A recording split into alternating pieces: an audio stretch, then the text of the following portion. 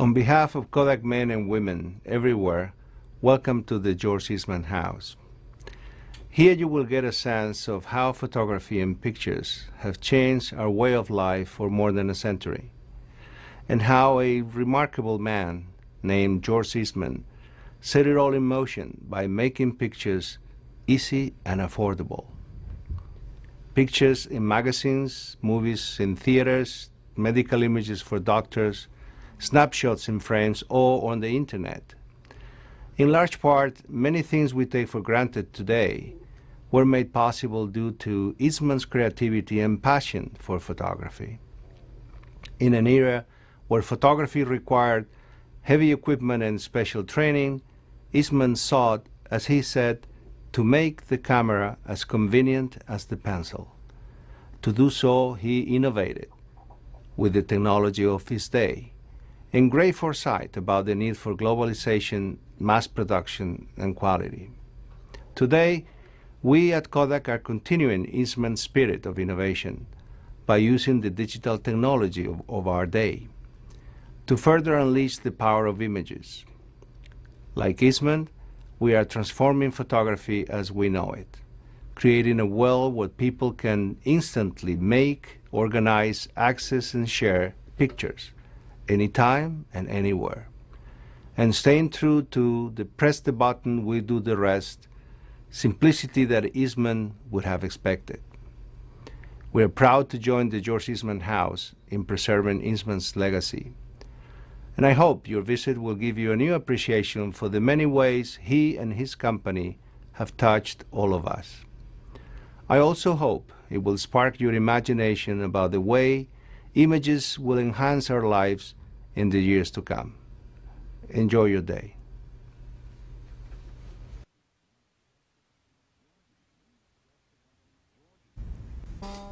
George Eastman expressed the company's purpose in these words: "Our company is built upon a single idea. What we have made and advertised and sold has always been the embodiment of an idea, rather than a piece of photographic apparatus. The idea on which our institution is built is this: make the camera as convenient as the pencil."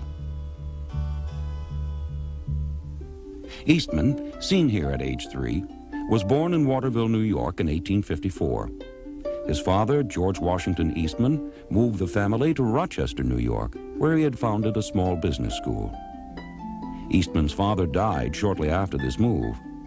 Maria Kilbourne Eastman, widowed with almost no income, took in boarders to support her 2 daughters and son George, who was 7 when his father died. At age 14, George left school to help support his mother. His first job was messenger boy with an insurance firm. The Rochester Savings Bank hired George at age 20 as a junior bank clerk. During this period, Eastman took up a hobby, photography. He later recalled, "In those days, one did not take a camera. One accompanied the outfit of which the camera was only a part. Being an amateur was arduous work." It was in the kitchen of his mother's house that Eastman first experimented with emulsions. He continued to work at the bank and experimented at night. His first patented invention was a coating device for applying emulsion to glass plates. This invention simplified emulsion coating and improved the reliability of dry plates, already growing in popularity. Wet plates, which were more familiar in those days, were coated, exposed immediately, and developed while the coating was still wet. Eastman believed that pre-coated dry plates were a more sensible alternative. In 1880, at age 25, George Eastman formed a small company, rented a loft in downtown Rochester, and began to make and sell dry plates.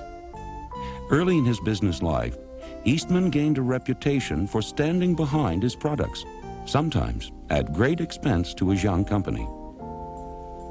It was a few of his customers, dissatisfied customers, who first discovered that the emulsions on dry plates were perishable.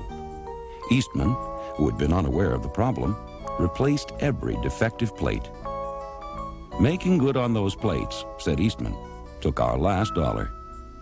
But what we had left was more important: reputation. Photographic material is bought on reputation. The growth in popularity of photography was the result of a series of inventions. The Eastman Walker roll holder allowed multiple exposures on a single roll. Eastman American film, introduced in 1885, was followed 3 years later by the first Kodak camera. This camera eliminated the pack-horse load Eastman had encountered in his early days as an amateur photographer. It was advertised with a slogan that was another Eastman invention: "You press the button, we do the rest."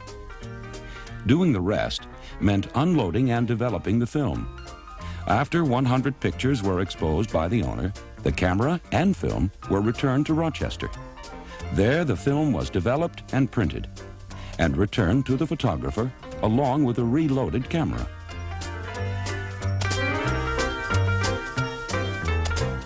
The development of daylight loading cameras and packaged roll film came 3 years later, so the camera no longer needed to be returned to the factory.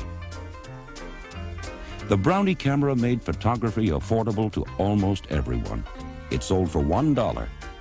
At the turn of the century, Eastman's dream of convenient photography had become a reality.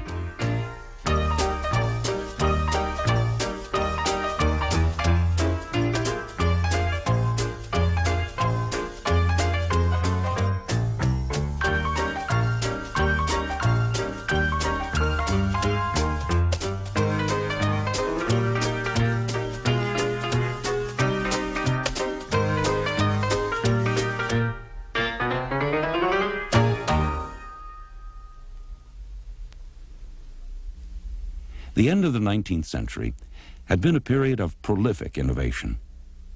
Among Eastman's contemporaries were Alexander Graham Bell, Guglielmo Marconi, Louis Pasteur, and Marie Curie. Two of his contemporaries would become important to his business.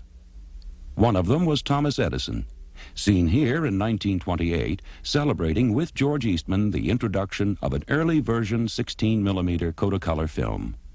In 1889, Eastman and a research associate perfected a flexible film that was transparent. This film became the basis for Edison's invention of the motion picture camera and projector. Thanks to Edison's later addition of sound to motion pictures, George Eastman's voice was recorded at a dinner honoring the talking picture. I'm happy to greet this gathering of motion picture engineers. It is a great satisfaction to be able to speak to you through the medium of this wonderful invention, the talking film. During the past 50 years, I have witnessed with the greatest interest and satisfaction the growth of the motion picture industry. Another contemporary whose interests merged with Eastman's was Wilhelm Röntgen. Röntgen discovered X-rays in 1895. 1 year later, Eastman Kodak Company agreed to supply plates and paper for this new imaging process. Later in his life, Eastman shared prominence as a business leader with other successful industrialists. Seen here in a rare gathering are Harvey Firestone, Julius Rosenwald, Thomas Edison, Sir Thomas Lipton, C.M. Schwab, Henry Ford, Walter Chrysler, and Eastman. Eastman's success was not the result of fortunate coincidental discoveries. His energies and the efforts of his company were directed by careful planning and tempered with patience. The search for a flexible, transparent film, for example, was initiated 3 years before its introduction. Another example relates to Dr. C.E. Kenneth Mies.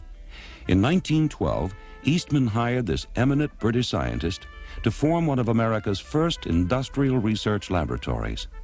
Their firm understanding was that no commercially saleable product would be expected from the laboratory for 10 years. The search for an acceptable color film consumed a quarter of a century. Easy solutions were not the Eastman answer. He applied 2 rigid criteria for every development. First, quality. Eastman reasoned that a photographic thing that will not work every time is not worth anything. His second consideration was cost. Developments were rejected if they could not be manufactured and sold at a reasonable cost. Low prices would increase the usefulness and popularity of his products. This was one of Eastman's 4 guiding principles. Another fundamental principle was mass production by machinery. Eastman formulated this and his other principles in 1880, more than 20 years before Henry Ford introduced the assembly line to American industry. Worldwide distribution was the third principle. Eastman opened his first overseas office in London in 1885. A manufacturing plant was opened in Harrow, England, in 1891. This was the same year construction was completed on the early Kodak Park manufacturing complex in Rochester. From the beginning, Eastman viewed his company as an international concern. The fourth cornerstone in Eastman's business plan was extensive advertising.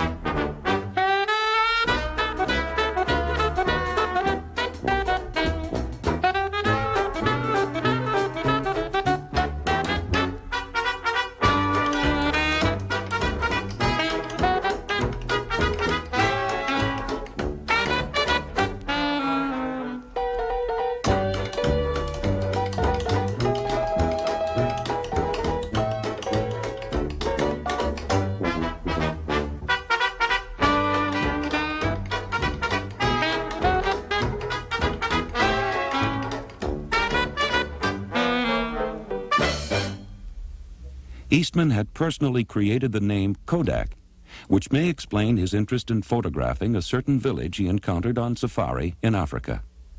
It must have reassured him to discover that his trademark was, as he intended, pronounceable in any language. Travel and the outdoor life were 2 of Eastman's principal pleasures, and he delighted in making and showing films of his trips.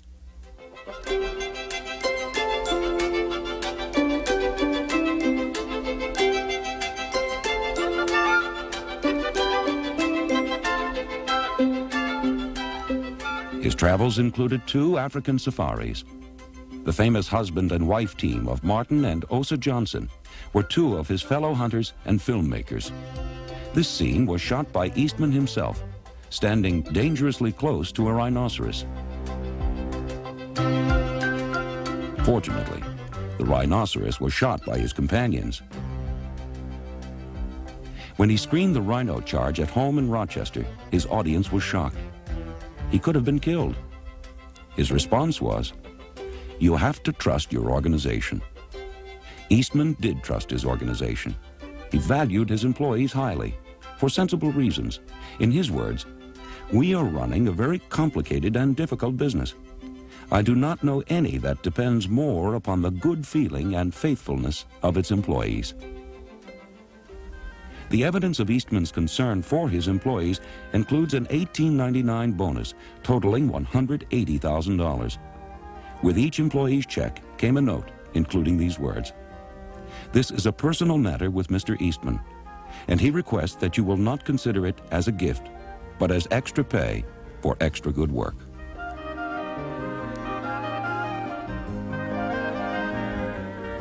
"13 years later, Eastman instituted a wage dividend plan, a pioneering profit distribution plan.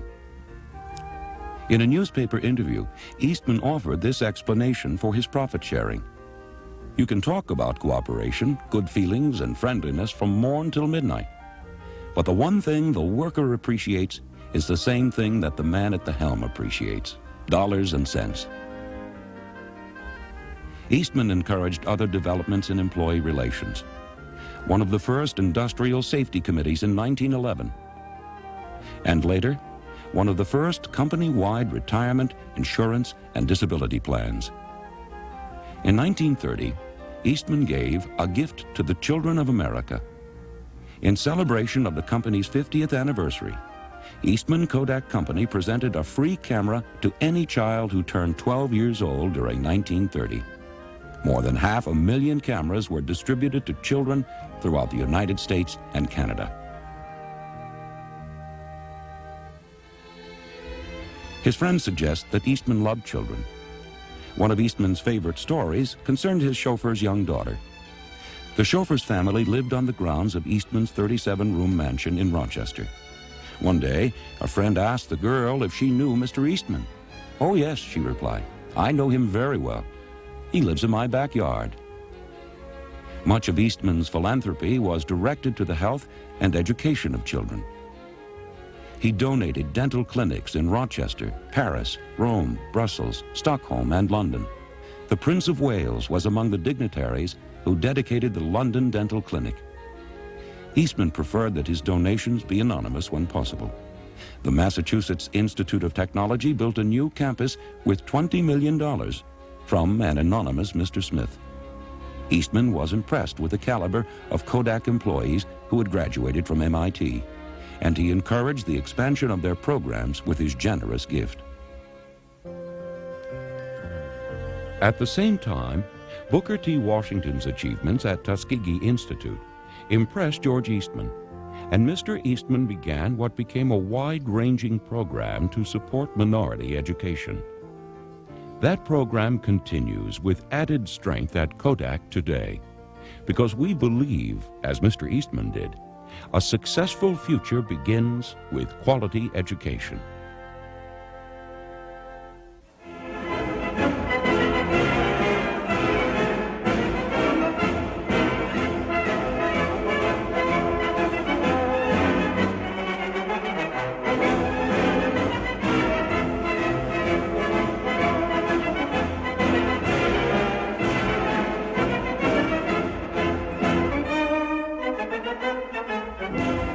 As the nation mobilized for World War I, Eastman made a rare contribution of his time, which was normally dedicated to company business.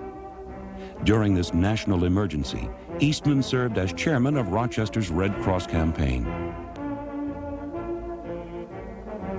When the war ended, Eastman calculated all profits to his company from wartime contracts and returned that sum to the United States government. Although he was not easily attracted to popular causes, two organizations did earn Eastman's support. One was the Chamber of Commerce. Another was the Community Chest. He believed deeply in the concept of community giving. In fact, it was George Eastman who gave this concept the name Community Chest. As with everything in his life, Eastman's philanthropy was always guided by a purpose. He called Rochester the town in which I am interested above all others, and he described his objective in these few words: to make Rochester the best city in which to live and raise a family. Toward that end, he contributed to city hospitals and donated land to create parks. His first major contribution to education went to the Mechanics Institute, which is now the Rochester Institute of Technology. Because Eastman valued music, he gave the city a theater. This theater would bring concert music to Rochester and exhibit high-quality motion pictures. To fill the hall with music, he created an orchestra. Get the best men available, he said. Never mind the cost. Two of the schools within the University of Rochester benefited from Eastman's generosity: the School of Music and the School of Medicine. The University of Rochester became the largest single recipient of Eastman's philanthropy. When all his gifts had been revealed, Eastman's philanthropy with a purpose was estimated at $100 million. Shortly before Eastman died, Rochester was visited by Colonel George W. Goddard, the famous Army aviator. Goddard invited Eastman for an aerial tour of the city. Eastman, in turn, invited his gardener to join them. The gardener had flown during World War I, and, remembering this, Eastman thought he'd enjoy the flight.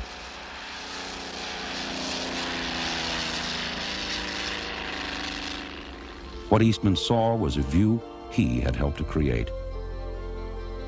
The Kodak office building, the huge manufacturing complex of Kodak Park,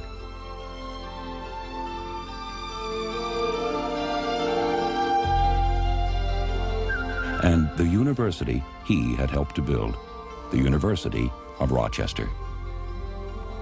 A year later, suffering from a debilitating and irreversible disease, George Eastman took his life. The date was March 14th, 1932. The note was brief.